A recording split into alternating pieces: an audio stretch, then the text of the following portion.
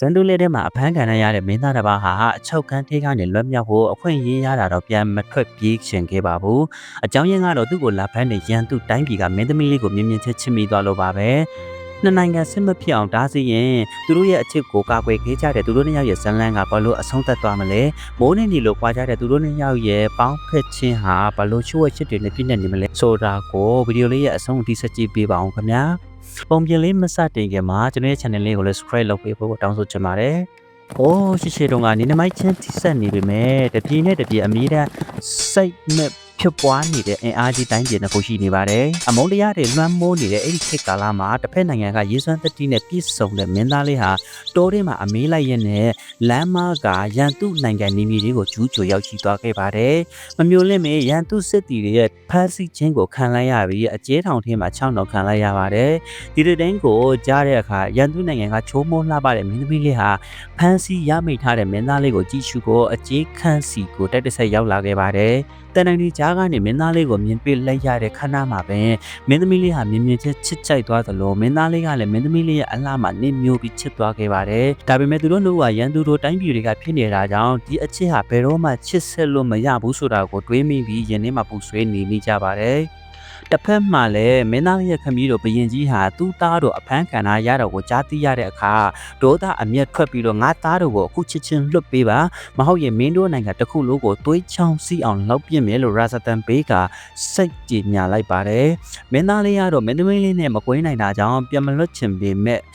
အမျိုးအမြင်ရှိတဲ့မင်းသမီးလေးကတော့နှစ်နိုင်ငံစစ်ဖြစ်ရင်လူရအများကြီးပြီးကျေပစ္စည်းချမှာကိုတွေးပြီးစိုးရိမ်ခဲ့သလိုသူတို့နှစ်ယောက်ကလည်းဒီထက်မကပိုပြီးတော့ဝေးသွားမယ်ဆိုတာကိုတွေးလိုက်ပြီးပါတယ်။ဒါကြောင့်မြင်းနဲ့တကောင်ရအဆောက်တွေအိုက်မိုးချနေတဲ့အချိန်မှာမင်းသမီးလေးဟာမင်းသားလေးကိုအကြေးခန်းထဲကနေတိတ်တဆိတ်လွှတ်ပေးလိုက်ပါတယ်။တကယ်လို့ငါ့ကိုဆက်ပြီးတော့ချစ်နေသေးရင်ငါတို့ဒီထက်ပိုပြီးတော့မဝေးသွားချင်ရင်ခိုးဖြူလေးကနေ30စားပို့ပြီးတော့ဆက်သွေးပါလို့မှာချရတဲ့မျက်ရည်ဆက်လင်းနဲ့နှုတ်ဆက်ခဲ့ပါတယ်။မင်းသားလေးဟာသူ့နိုင်ငံကိုဘေးကင်းစွာပြန်ရောက်သွားပြီးတဲ့နောက်နှစ်နိုင်ငံစိတ်ပွဲဟာလည်းယာယီရင်းအေးသွားပါတော့တယ်သူတို့နှစ်ဦးဟာဂတိတိုင်ကိုလေးတွေကနေတစ်ဆက်အဆက်အသွင်မပြတ်ဘဲအလွမ်းစာတွေပို့ခဲ့ကြပါတယ်အချိန်ကြီးကြာလာတဲ့အခါမင်းသားလေးဟာအရင်ကသူအမေးလိုက်ရင်ရောက်ခဲ့မှုတဲ့ဘသူမှမသိနိုင်တဲ့သဘောဝတိုးအောက်လေးတစ်ခုမှအတူတူပေါင်းစည်းတည်ထိုင်ဖို့ကိုဆုံးဖြတ်ချက်ချလိုက်ပါတယ်သူဟာခိုဖြူလေးကနေတစ်ဆက်မင်းသမီးလေးစီကိုစာပို့ပြီးတော့နန်းတော်ကနေတက်တက်ဆိုင်ထွက်ပြေးလာဖို့ကိုမင်းသမီးလေးကဖိုက်ခေါ်လိုက်ပါတယ်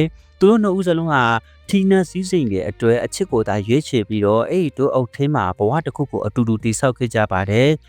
သူတို့နှစ်ဦးကနန်းတော်တွေကနေထွက်မလာခင်မှာလဲမိဖတွေစီမှာကျွန်တော်မျိုးတို့ကြောင့်စိတ်မဖြစ်ကြပါနဲ့ကျွန်တော်မျိုးတို့ကိုလည်းလိုက်မရှာပါနဲ့လို့တောင်းပန်ထားတဲ့အတီးတီးထားခဲ့ကြပါတယ်။နှစ်အနည်းငယ်ကြာလာတဲ့အခါမှာတော့တိုင်းပြည်နှစ်ခုကဘုရင်ကြီးနှစ်ပါးဟာသူတို့ရဲ့သားနဲ့သမီးရှိရာတိုးအုပ်လေးကိုရှာဖွေတွေ့ရှိသွားခဲ့ပါတယ်။အရာအားလုံးကိုဆွတ်လွတ်ပြီးတော့တဘောတရားတွေနဲ့အတူတူအေးချမ်းပျော်ရွှင်စွာနေထိုင်နေကြတဲ့သူတို့နှစ်ဦးကိုမြင်တွေ့ရတဲ့အခါဘုရင်ကြီးတွေဟာအတိုက်ကရန်ညိုးတွေကိုအဆုံးသတ်ဖို့ဆုံးဖြတ်လိုက်ကြပါတယ်။သူတို့ရဲ့အချစ်စစ်ကိုဂုဏ်ပြုတဲ့အနေနဲ့အဲ့ဒီတိုးအုပ်ကြီးကိုဘယ်သူမှအမေးမလိုက်ရတဲ့ဘေးမဲ့တိုးအဖြစ်အမိန့်ထုတ်ပြန်သတ်မှတ်လိုက်ပြီးနှစ်နိုင်ငံစလုံးလက်ထောက်ရငင်းချမ်းသွားကြပါတော့တယ်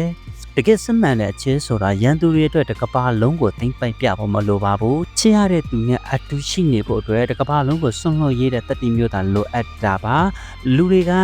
ချွေနန်းဆောင်တွေကိုအသေးလေးမဲမိုးနေကြချိန်မှာသူတို့နှစ်ယောက်အတွက်ကတော့အချင်းချင်းရဲ့ရင်ခွင်ကိုပဲအလုံးရှုံဆုံးနန်းတော်အဖြစ်သတ်မှတ်ခဲ့ကြပါတယ်တကယ်တော့ပျော်ရွှင်မုန်းဆိုတာဘာတွေပိုင်ဆိုင်ထားလဲဆိုတာတဲ့ဘသူနဲ့အတူတူရှိနေလဲဘာကိုစွန့်လွတ်လိုက်ရမလဲဆိုတာကသာပို့ပြီးတော့အရေးကြီးကြောင်းပြောချင်ပါတယ်ခင်ဗျာ